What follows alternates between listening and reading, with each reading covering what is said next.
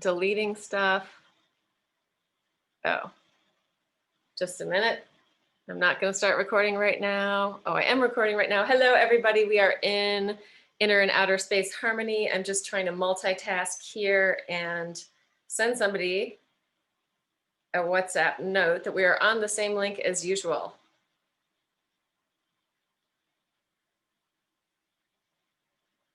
All right.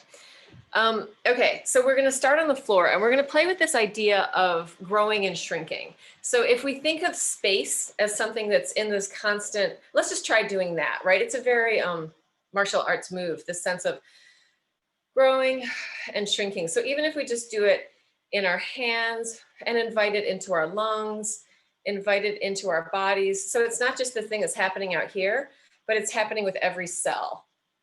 Sometimes we talk about cellular breathing, and we're just going to imagine that our cells are doing this. So as we're doing this movement of growing and shrinking, we're letting the idea of our cells get bigger and then get smaller. So we're working with this idea of expanding. And I don't really want to say contracting in the sense of this kind of contraction, but in the sense of a gentle contraction, like we're coming into ourselves and we're opening out and away from ourselves. So welcome everybody. I'm just going to, you are all muted already. If you want to say anything, feel free to unmute.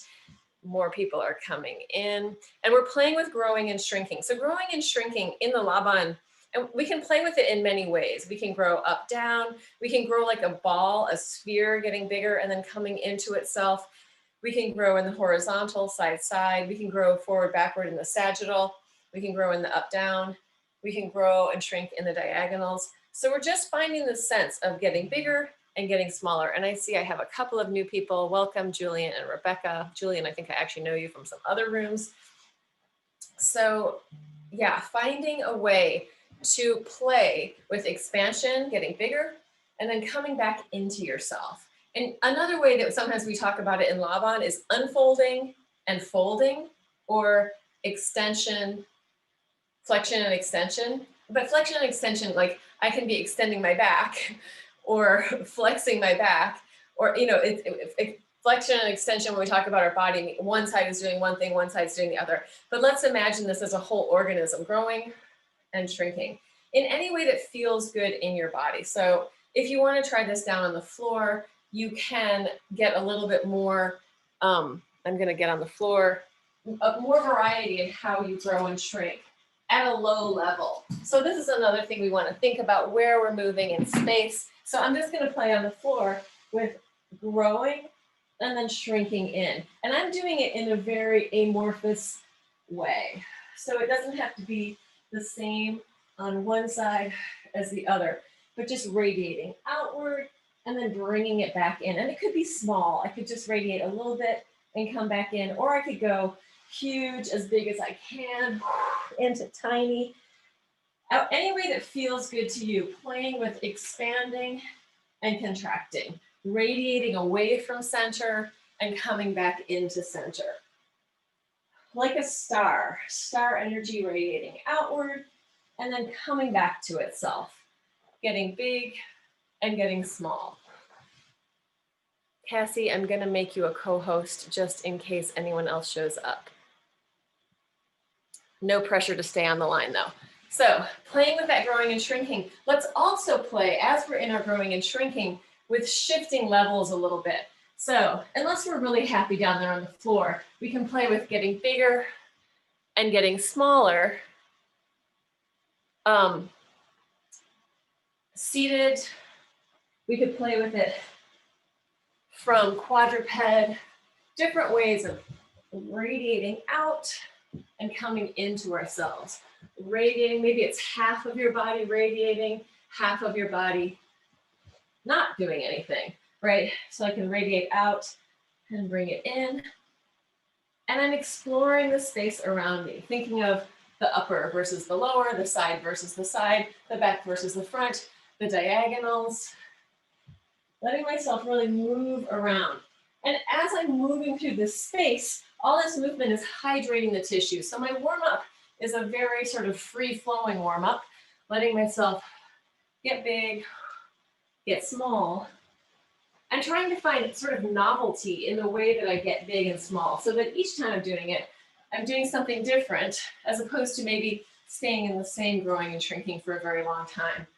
If you feel like you want to grow and shrink in the same place, by all means, go for it. You don't need to change so much. But if we do start to change levels and feel the floor, one way that we sense gravity is that the water in our body is pooling downwards.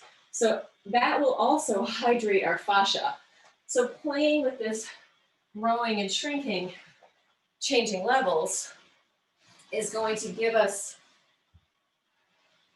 a sort of internal fascia and organ massage. And the more three-dimensional we get in our body, the more that the fascia and the hydration in our organs is going to really blend itself around. So it's the anti-seated at a typewriter movement, just letting ourselves really explore with this. If you find that you've been really happy on your back for a long time, try it from your side for a little while. Try being side lying and see what happens there. Or try belly and see what happens there. Letting yourself move through these different ways. Hey, Abby. And Georgina's popping in now too. Yeah, so we're just playing with this expansion. And actually we have language for it in Bartenieff fundamentals. We call it navel radiation, radiating away and then coming back in. One other, and of course, all animals love to get involved. I see Fabian's dog is, again, participating fully.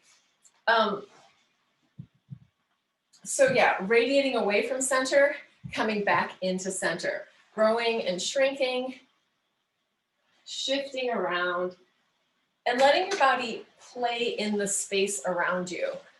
I was going to say something else about that. What was it?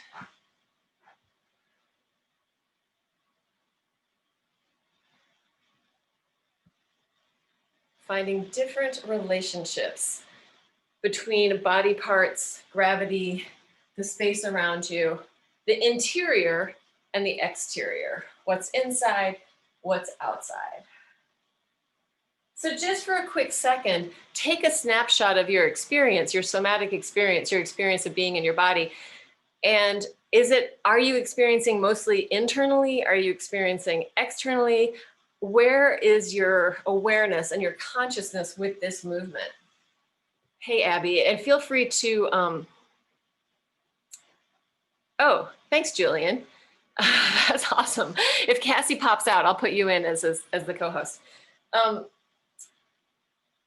Let me just say something that I do all the time, and that is I talk about something and then I read the chat and I totally cut off my wave of where I'm going. So that's one of my fabulous imperfections that I like to share with you. And the other thing about that is when I was studying movement analysis, it was very easy to take my teachers on a pathway that I was interested in. So if I would ask a question, to go down the path of what I thought was most interesting. So I want you to be free to do that, because we are here as a group, hey Georgina, and we are working together to sort of find out these things. And if you have an interest in something, there's a pretty good chance that somebody else out there has the same interest. Oh, you got the whole time, Cassie, awesome. All right, so let's come in again. And you can just, if you want to add it in the chat, if you noticed anything in that exploration of growing and shrinking. And I think that it could be like, you could notice something that's a habitual thing, or you could notice something that's totally brand new.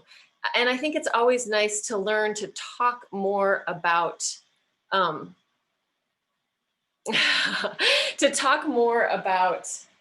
the experience of movement and body and embodiment, because we don't have very much language of it for it. So feel free. X rolls, that's why we are on the floor, Abby, because of the X rolls. So just let me ask you, Abby, where did you learn about X rolls? You can write it in the chat, or you can. I was talking to this lady. I was like, I take my lessons from Laura. She's amazing. She does this and that. She's like, did you do X rolls? I'm like, we will. But we're doing space, and not that we can't do X rolls, but like we're really focusing on, we've been until today focusing really on the platonic solids. But I'm going to demonstrate what the X rolls are. And I think that nobody has that much room, so except for a few of you. But here's an X roll. And if we were to talk about the space of this, we could say, so in Laban, like I can take the vertical, and when I'm laying down, instead of using the actual 3 dimensions that we all agree on, up, down, side, side, forward, backward, if I'm laying down, my body's in this shape, we could say that my body is in the vertical plane for Laban, right? We can use the key of the room that we're in, or we can use the key of our body to describe where the space is, how we define space. So if I was laying down and we speak in normal language, I'm horizontal. But in Laban, because I'm in this shape, I'm in the vertical plane here. I can take this vertical plane and lay it down on the floor, and we could talk about that still as being the vertical plane, just because we're using the language of Laban. So I'm going to show you my X roll. Here we are. I'm in my X. I could initiate this movement with my hand or with my foot. I'm going to initiate with my foot. So in my X roll, I'm going to take one foot, slide it across, keep reaching and reaching and reaching and reaching until it pops me onto my belly. Then I'm going to, because probably most people don't have that much room, I'm going to do the same leg to go back. It reaches, reaches, reaches, and I open back into my X. I'm going to do it the other side, just move over a little bit. So I'm going to start with my leg. Leg is going to reach across. It's spiraling, spiraling, spiraling, spiraling, and that lands me on my stomach. My leg is going to reach across, spiraling, spiraling, spiraling, spiraling, and that lands me on my back. I can also do this with my hands. If I'm eating hair.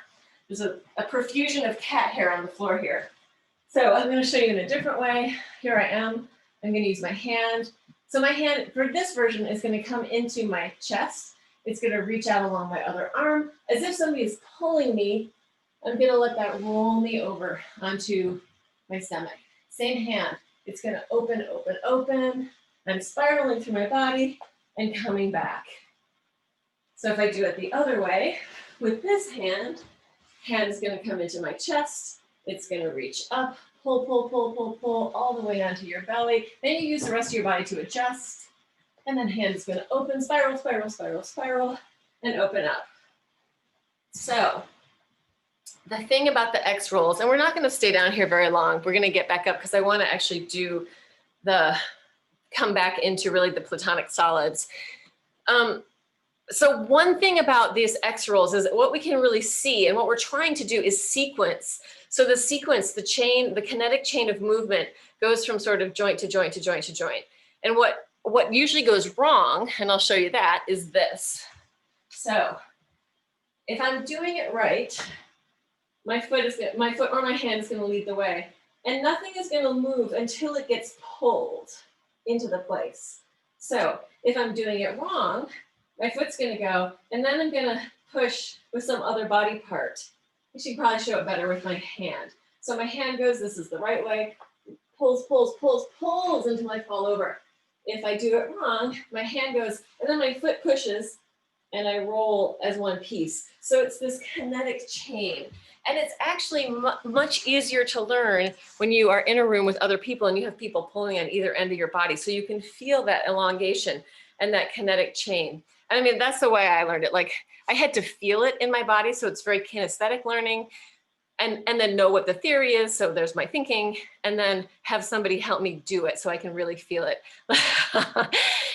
Somebody asked earlier, Julian, how do we move like a cat? And I can't answer that, but if you look up in the corner of your screen, if you're on gallery and you see Fabien and his dog, there might be some answers within that box for you. Use the whole group as a resource, because we all are the resources. So that wasn't a huge amount of X rolling, but does anyone want to ask any questions about that? Did anything need to see something else? How do you feel? What are you thinking about the X rolls? Don't all shout at once. Lindsay. Practice. Other roles. Well, you can roll. So let's just talk about this really quickly. So this comes into developmental patterning. Is there rollover? Yes, there is rollover. And that would be kind of one whole body as like a roll, right? We could roll. So here's another roll. Here I am. I'm going to try and roll as a unit, right? I'm moving my whole body as one unit. And I'm rolling, like if we talked about this, this is like a turn. This would be in the horizontal. Even though I'm rolling along the horizontal plane, it would be this in my body. But there, you can also do somersaults, forward rolls, backward rolls, all those types of rolls. But I want to talk about developmental patterning, and this is how babies develop. So the first thing, because we started with that sort of growing and shrinking, amorphous expansion, contraction, and a lot of babiness is reaching for the breast, reaching to the thing. Their field of vision is pretty small, so everything that comes within that is where the energy and interest goes. So first it's kind of amorphous. And then the next pattern that they're going to learn, which is like, these are the nervous system patterns, developmental patterns. The next pattern, after sort of just navel radiation and poking around and not having a lot of organization, they learn this, push, pull, upper versus lower, pushing, pulling. So they can usually do that a little bit. That's the first thing. And that's super important for developing those back muscles. Next pattern, so that's called homologous movement, upper versus lower. The next one side versus the other, rolling. Right side, left side, rolling from side to side. They probably aren't going to do it with their arms like that, but they're going to learn how to roll. So that is homolateral movement, one side versus the other side. Finally, if we're going to get to crawling, that is a contralateral pattern. That is cross-body movement. Cross-body movement is super important for our nervous systems and for our corpus callosum. So that is like the superhighway of the brain where the four quadrants of your brain are really coming together. And when we do this contralateral movement, we're processing through our brain differently. It's really, really important. Yes. And Michael, you can see doing it on his back. It's really nice contralateral movement. We could also think of the contralateral movement coming from shoulder to hip. So it's like this, right? That. Running, swimming, walking, they do this contralateral pattern. And anytime biking, depending on how you're biking, and also depending on how you're swimming. But when we do that for a while, Donna Edens she's like an energy medicine person. She talks about that just being a reset for your nervous system. So when you do that contralateral patterning, so 20 minutes, 45 minutes, it's resetting your whole nervous system. That's why it's so important for us. As humans, we are these bipeds that came from quadruped, right? And we want to have that opposition in our bodies. And a lot of time when people have stroke, right, they start to lose one side of the brain. When we can keep coming back to that building of opposition. Why it's so important. Humans were made to walk, we were made to run, and we live these very sedentary lives. So it's, very hard on our bodies. And that's one reason why all this space stuff, when we get into doing the big three-dimensional space, we're working with contralateral movement. We're crossing the body. We're opening the body. We're moving backwards and forwards. We're balancing this out with both sides. Yes. So let's get up and move space. So just to run quickly through that one more time before we get up and run space, because I have to always contradict myself immediately. And that is, so this first baby navel radiation away from center, opening and closing, then upper versus lower, which is the vertical, then right versus left, which you could see as the horizontal. And then, actually upper versus lower could also be sagittal. Horizontal, side, side, and then contralateral, cross-body movement. So we want to keep having those patterns work in our lives. And if you take a fitness class, like let's say you take a Pilates class, a yoga class, or a dance class, and you have a class that keeps cycling through those patterns, your nervous system is going to feel really good afterwards. You're going to be like, wow, I feel so good. And I didn't even do that much, or I did a lot. And I feel good because I've gone upper versus lower, right versus left, cross-body movement, upper versus lower. It doesn't have to go in order. It just has to keep shifting. And if you've ever taken like a yoga class where it's like all in the sagittal, it's all forward, backward, there's no twisting, there's no something, and you're like, wow, I don't feel so good afterwards. So this is one reason we can look at space and go, oh, this is what makes sense and this is what doesn't make sense. And there is the star of the show that I think Julian wanted to see. Okay. Okay, now we're gonna get up and move space. So I know I have people that are new to me, new to this class with me. and also new to me. So welcome everybody. We're gonna work first in the dimensional cross of axis. So that's up, down, side, side, forward, backward. And we're gonna go kind of slow with it since we have a lot of people. So we're gonna start with, and I have to cue the opposite of what I'm actually doing because that's what it looks like to you. So we're gonna go with our right hand, just finding the vertical up and down, vertical dimension, up and down. So this is a single dimension. It is the vertical dimension, and it has two directions, up and down. And this place on top is called place high, and this place on the bottom is called place low. So in the vertical, we are moving through level change. We are changing levels as we go through the vertical. Let's change to the other side. Up and down, up and down, finding the vertical, reaching up, taking it down, reaching up. And for those of you who have been here more regularly, just seeing if you feel different now since we had that pre-warm-up of rolling around on the floor. Is your body more ready to move in space, in this kind of space? That's our vertical. One dimension, the vertical dimension. Two directions, up and down. Place high and place low. Then we're going to go with horizontal. So we're going to go side across and side open. And I'm using my other half of my body as a counterbalance. Side across, side open. Side across, side open, side across, side open. This is a big weight shift, side, side. Start with the other side. Side across, side open. Try to keep your hip bones facing front. Side across, side open. Side across, side open, side across, side open. Good, so that's our horizontal. Again, one dimension, it's the horizontal dimension. It has two directions, side, side. And this would actually be side middle. If I took the whole plane down, I could be in the low level.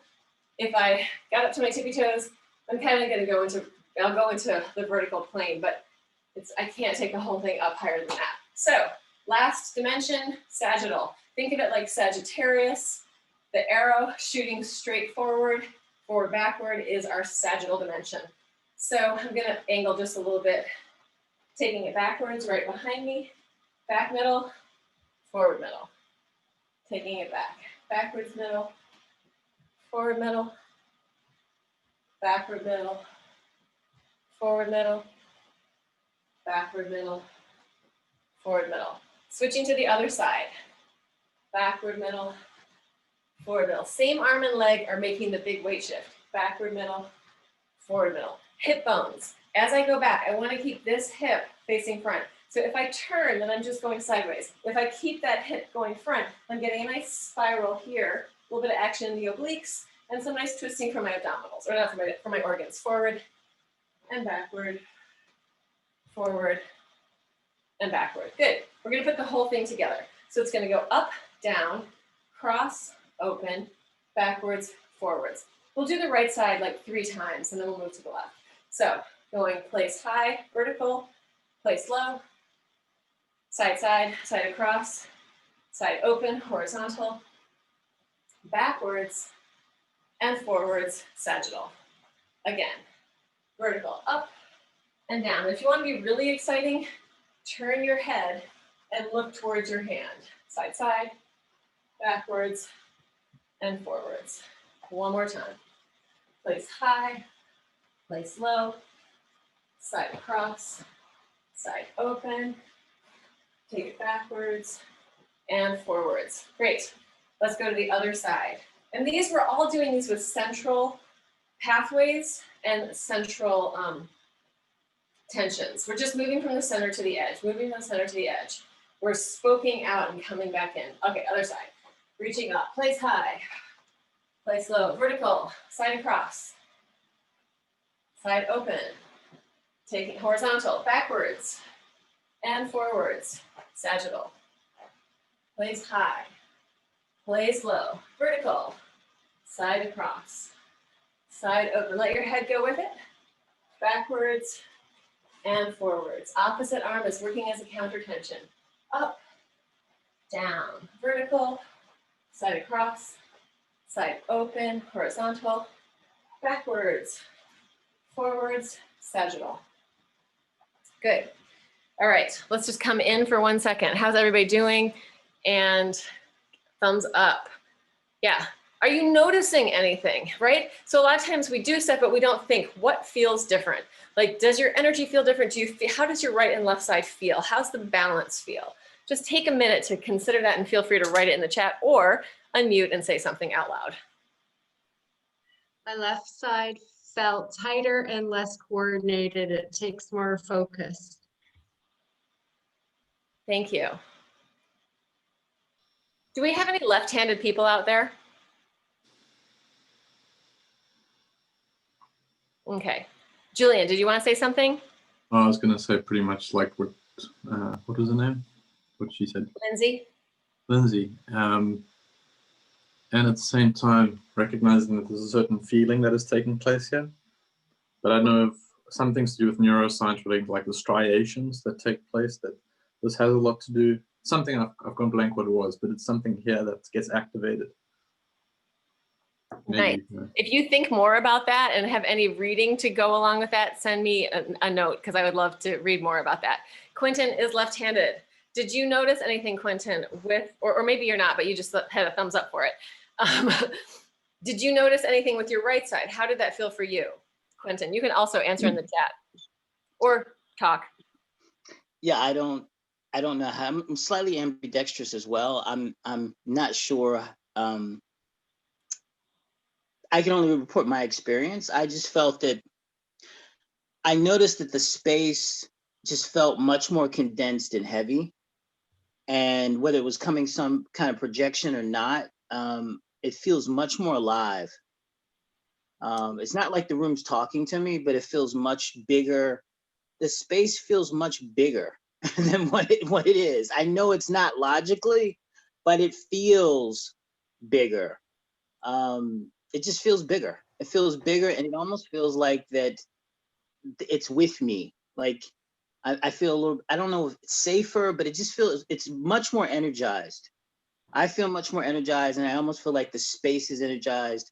Like if anyone comes in a room, they would feel it too. And I didn't realize how condensed it felt, how small it felt before. Yeah. Thank you. That's all I can say. That's great. That's great things to share. Yeah. Yeah, so you had written before, my thoughts and experiences begin and ends with the body as a whole. But now I think you can also feel how it can expand beyond your body. Contralateral in my tennis days, but not alternating rhythmical, right? I think you know what, the way you introduced that, I was feeling really like much safer in my body on the floor when you were talking about the baby stuff. I felt much more like a mixture of separate and yet connected, like whole and separate. But when I got up, it almost felt, after we did the exercise, that the external space was not any different than the external space. That's exactly it. And yeah. just to say something on the metaphysical level of this, like Laban, like I don't know how many people are familiar with the Golden Order, the Order of the Golden Dawn, and all these metaphysicians of like the late 1800s and early 1900s, but he was one of them. And it's like Kandinsky, like all of these people, Aleister Crowley, and I mean, whatever, they all have their weirdnesses and their goods and their bads, but they were using these ideas of how we connect into space. And there's so much of it that can be seen in the art of that time as well.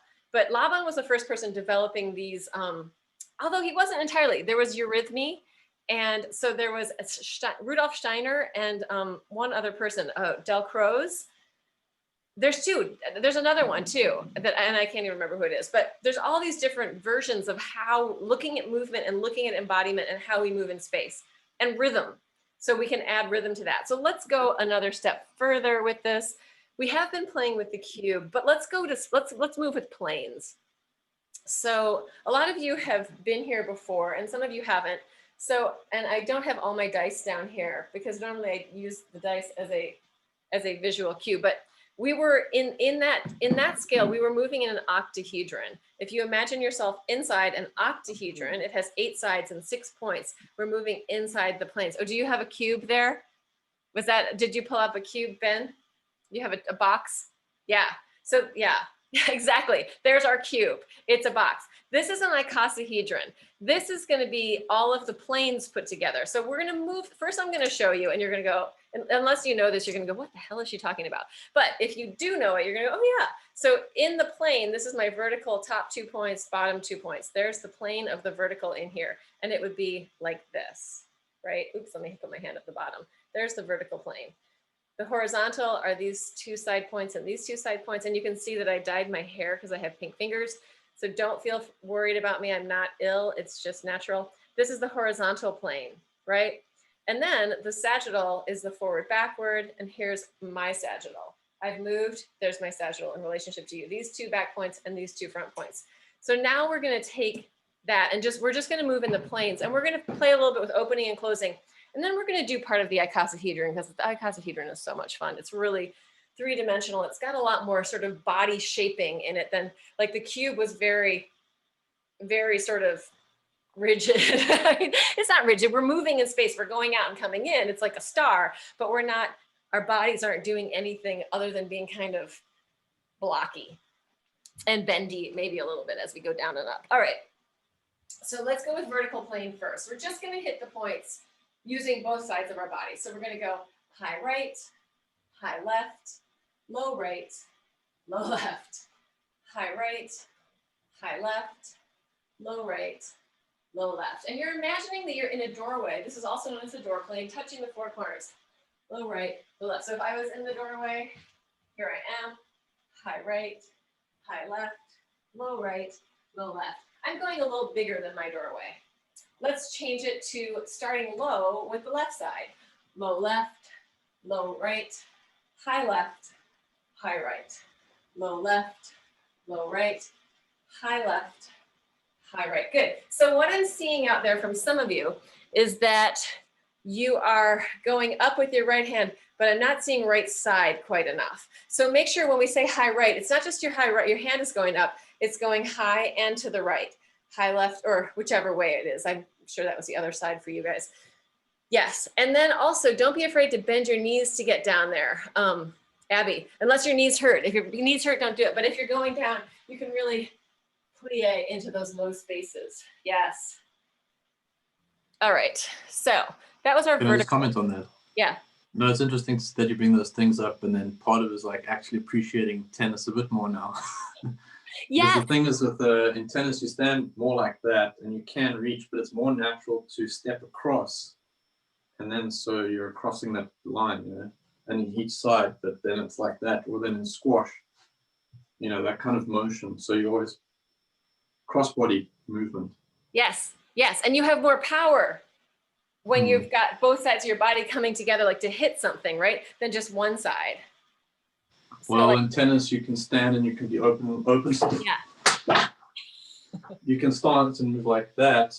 Yeah. But there is a thing of if you step in, hit through, and then get that combination. So that makes it even more powerful.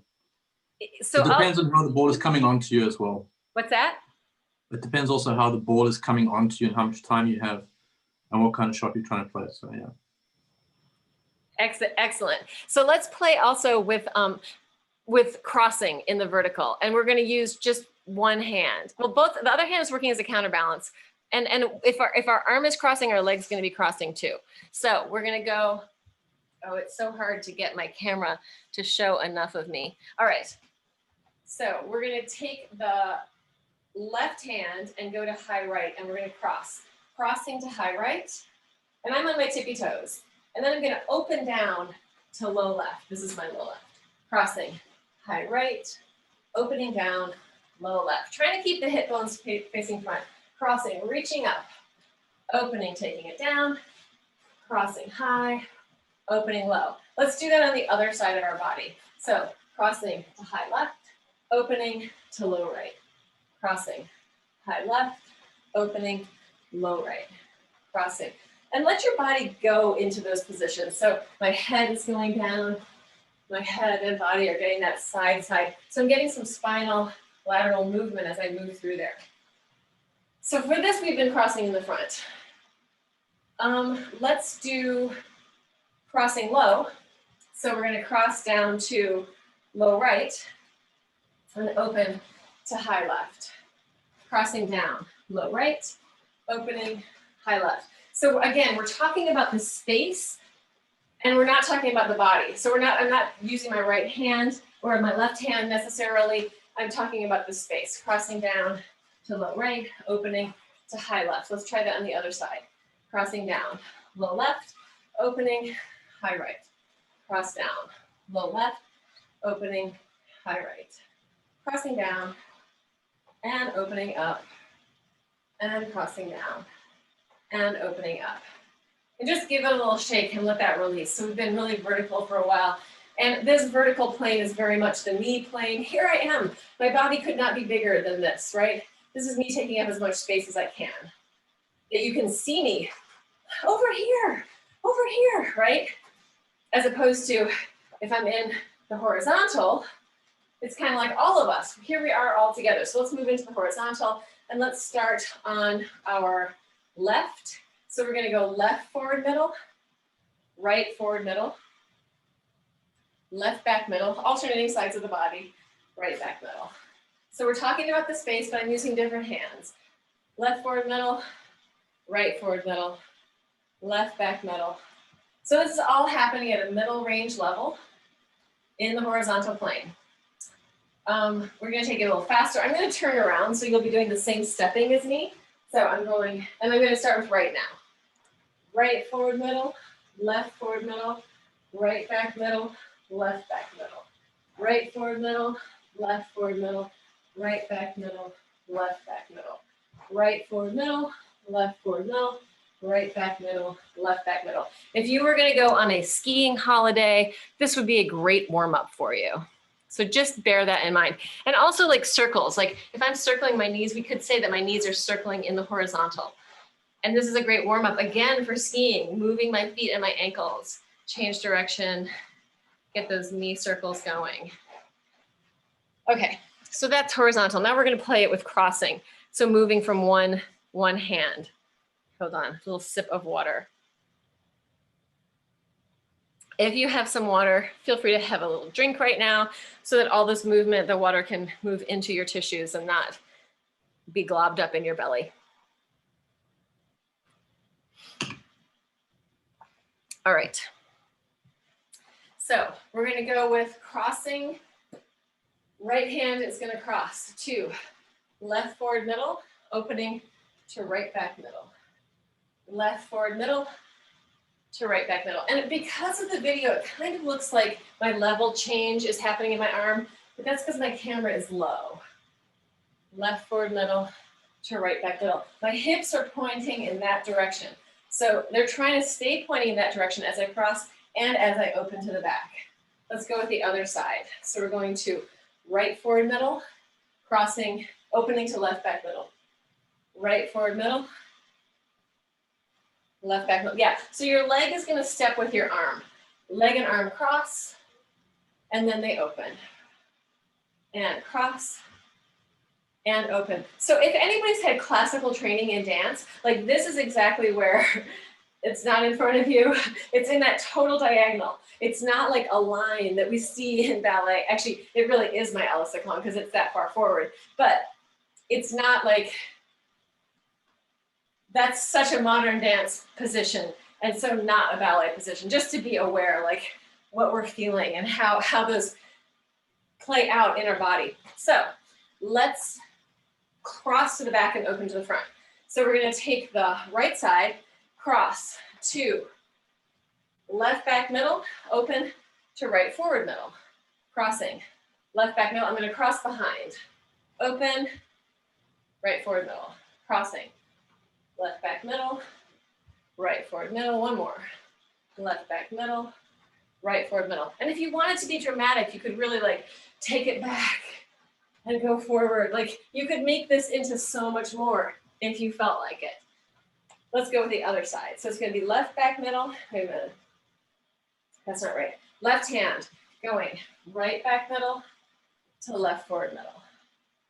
Right back middle, left forward middle. Right back middle. And you want to think that you're traveling from point to point as directly as possible. So that arm is making the most central pathway between those 2 points. Good, and then come and just shake it out for a second. Sagittal, because we don't cross the body, we're gonna play it a little bit differently. So, but just to go back to horizontal, since the vertical is the door plane, horizontal is the table plane. And if you imagine you're at a big, huge rectangular table and the 2 heads are at the 2 ends. So in our horizontal plane, horizontal is the primary spatial pull. The secondary spatial pull is front back, it's sagittal. In our vertical plane, vertical, the name of the plane is the primary spatial pull, the most dominant spatial pull. The secondary one in the vertical is a little bit of side-side, horizontal. So in our sagittal plane, forward, backward, we add a little up-down to get the wheel plane. So we're gonna do right hand, we're gonna go forward high, forward low, backward low, backward high. So we're cycling through this plane. Forward high, forward low, backward low, backward high, forward high, forward low, backward low, backward high. Big weight shift forward, backward. This plane is very much about action and inaction. Do it, don't do it. Let's go with the other side. Forward high, forward low, backward low, backward high. Hips are pointing front. Forward high, forward low, backward low, backward high. Forward high, forward low, backward low, backward high. Good. How's that feel? Let's come in and have a little discussion. What are you noticing? What are you noticing about those planes? Preferences, challenges, anything interesting? I'm finding my left side challenge. Here's from my injury again, how different it is from one side to the other, especially when we were just doing one of those twists and I did a correction to keep my hips square and I wanted to cheat and let it go a little bit. But once I went into that, I just felt a whole different space in my back and how I've been, you know, using my left side differently. So this was like, ooh, it was definitely I need to do more of this to even out right and left and through this range of motion. And also even on this camera angle, really seeing that I'm straight in line. Because, you know, I like to swerve.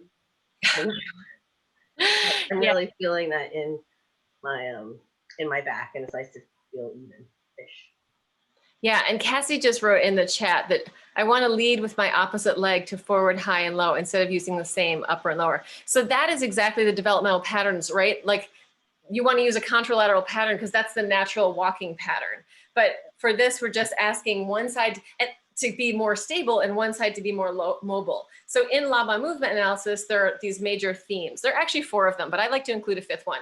But one of the major themes is mobility and stability. So you're always something is always going to be stabilizing when something else is mobilizing. Like there's always going to be this balance. Otherwise we'd fall off the planet. No, just kidding.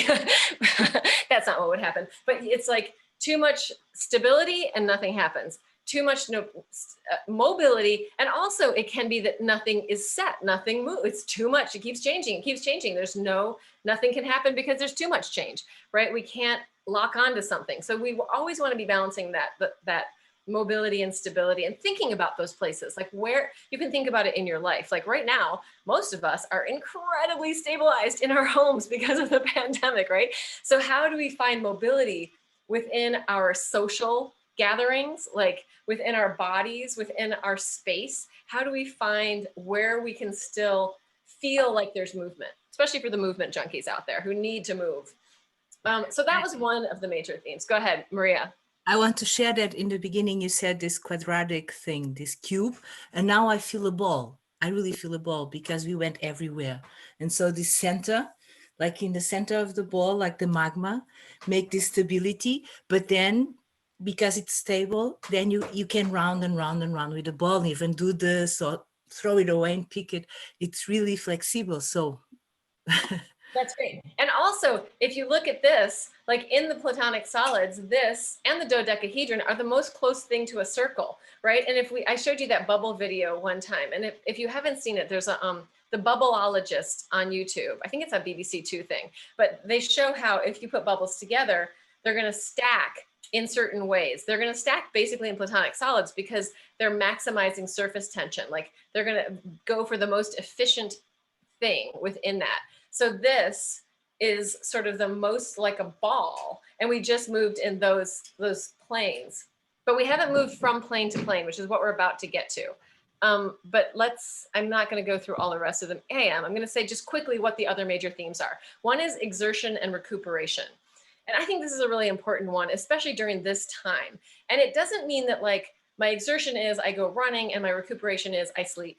It could be my exertion is I make dinner and my recuperation is I take a shower. It could be I'm exerting in the vertical and I'm recuperating in the horizontal. And I don't mean laying down. I mean like using space as exertion recuperation.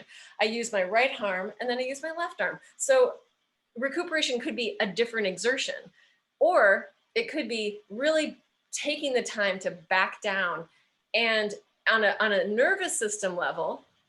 And since we were talking about that with the developmental patterns, for our body to process, which means to metabolize food, to rest, to heal, we really need to go into a parasympathetic state, which is the rest, digest, soothe, and settle, which is the exact opposite of or ding, ding, ding, ding, like with all our bells and whistles that we have going off, like you're throwing yourself into a sympathetic nervous system state on a regular basis by every little shock that happens to your body. And if we don't process those shocks, which we do in the parasympathetic, then things don't heal, we don't process our food well, we don't sleep well, all of these different things. So coming into recuperation as the balance of like, okay, I'm going to let my nervous system calm for a minute, which I want to end with. So before we do end, I want to make sure we do a little bit of parasympathetic activity, but we're still going to stay in our more active, engaged. So that was one. Then another one is function and expression. So function and expression we can look at in terms of ergonomics, or like how like things are built. Like, is this a functional thing or is it an expressive thing? And sometimes it's both, and sometimes it's neither, sort of like, oh, what is that? Like, is something really functional, or like an exercise? Like I'm going up and down. There's the function is up and down. I'm going up with so much and coming down. Like I can add expression to the way I'm going up and down, or I can just go up and down. It doesn't matter how I'm going up and down, or I'm just going side side. Or I want you to feel the breath. So I'm going to make it more, full bodied and breathing and activated and expressive to bring you into that place with me. What else is there? Mobility, stability, function, expression, exertion, recuperation, inner and outer. So this class is called Inner and Outer Space Harmony, right? So we started off with that idea of radiating out and coming back. Even with our attention and awareness, we can send it out, we can bring it back into ourselves. And some of the best ways to do that are simply by crossing our body. When we cross our legs, when we cross our arms, we bring ourselves into ourselves. It's hard to radiate out from there. So and I think that Mark Walsh has this self-care hug thing, but if you add your legs to that, you're going to get even more internalness. And if you want to go in and be kind of like contemplative, this is an amazing thing that I've noticed teaching classes of large groups of people.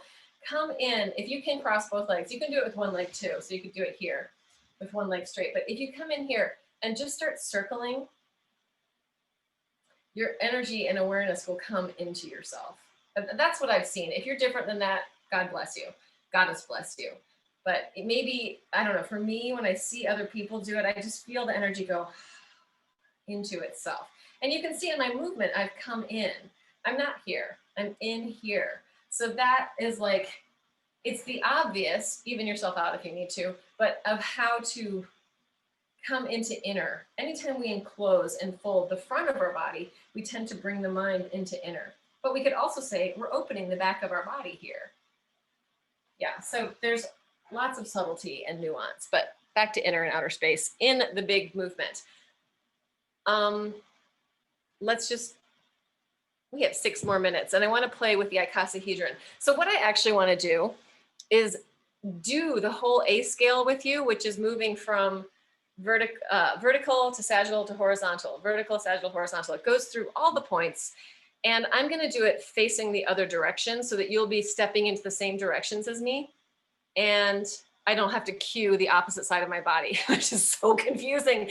It's fine when I'm just doing 2 things, but when 3 things are happening, it's hard. Okay, so and you're just gonna follow along with me. It doesn't matter how this happens. It's just to learn and play and be moving in space. So we're gonna start in high right. Starting high right to back low to left forward middle.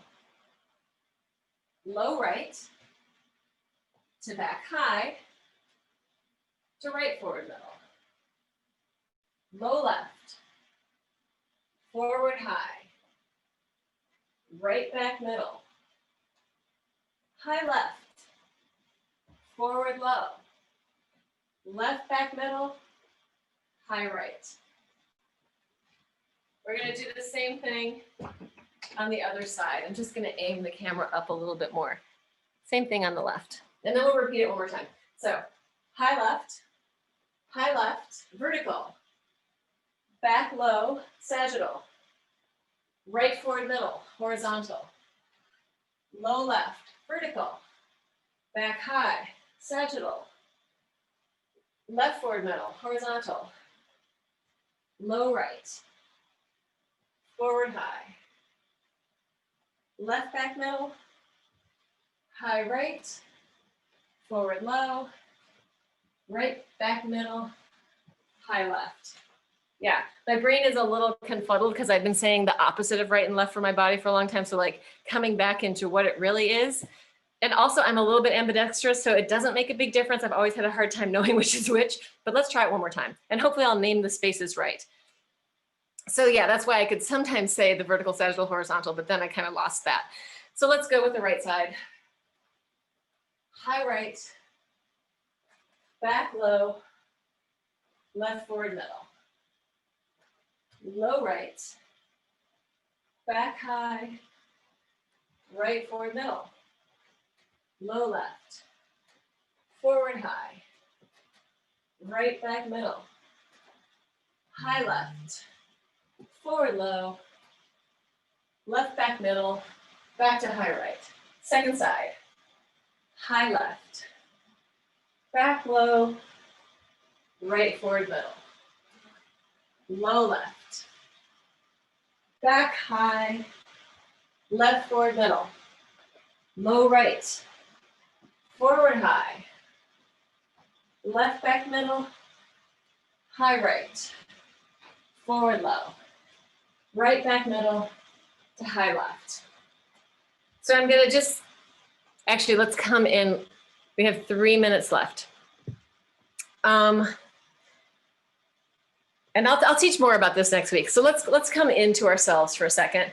And I probably will go a couple minutes over. So if anybody wants to talk, process anything, we can go to 105. But I want to end it with a little bit of continuum breathing. So continuum was developed by Emily Conrad, and actually Susan Harper had a lot to do with it.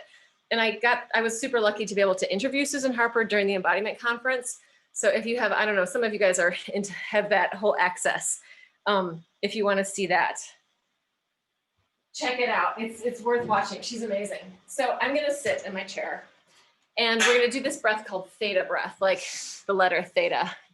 And it's basically a soft S or a TH. So it's like a, or a S with your tongue just gently behind your mouth. So you're not trying to create much tension. You should be very relaxed. And you're going to find, it's also really great for finding midline, which would be the vertical, and sort of thinking of bifurcating as it moves through. So I kind of imagine like a barge pushing through the ice, bifurcating, maybe a violent image, but still I like it. So let's go with that soft TH, and you can just play the breath for however long it feels good to you. Anytime you need to do resting breaths, just regular breathing, do it. If the breath makes you feel stressed out, skip it entirely and just breathe with us. And you probably want to close your eyes for this. So maybe 1 or 2 minutes of theta breath. You don't need to inhale, exhale the same as me. You just breathe in and out, however it feels good to you. And here we go.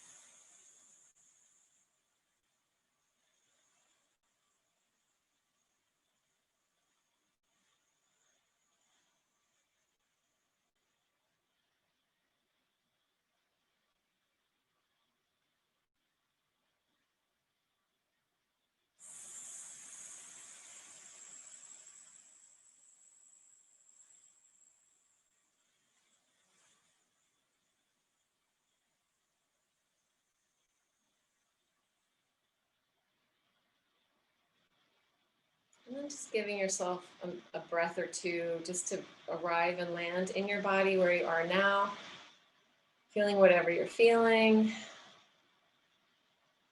noticing whatever you're noticing, just in a sort of open attention, resting place for a couple of breaths.